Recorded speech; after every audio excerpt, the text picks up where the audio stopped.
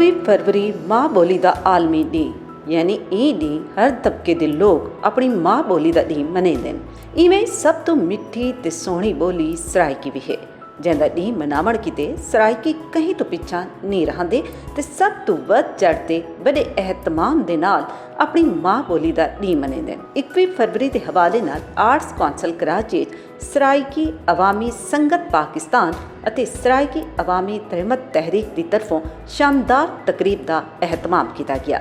ये तकरीब एक मौजूद सराइकी अवामी तहमत तहरीक की साबका सदर किरण लशारी का आखण हा जो 21 फरवरी को पूरी दुनिया में माँ बोली का आलमी ॾींहुं मनाया वेंदे।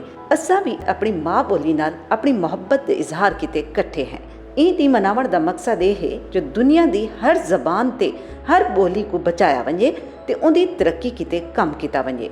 उन्हां दा मज़ीद आखण हा जो हर बोली की अपनी तारीख ते अपनी तहजीब है, बोली सुञाण है ते बोली रिश्ता है। ये गालों माँ बोली हर कहीं को प्यारी होंदी है।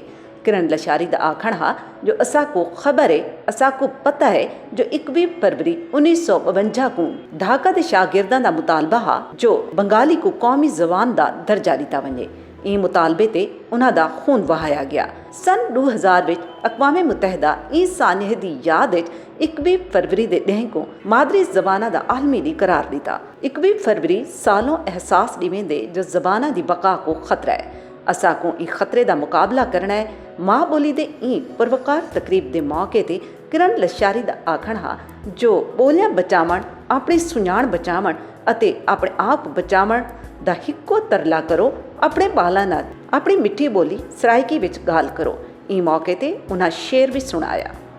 जिन्हां नाल रखींदियन सांघां रोही थल दमान, जिथां नाल सुञाणी वेंदी सिंधु दी हर झोक, असां उहे लोग, असां उहे लोग।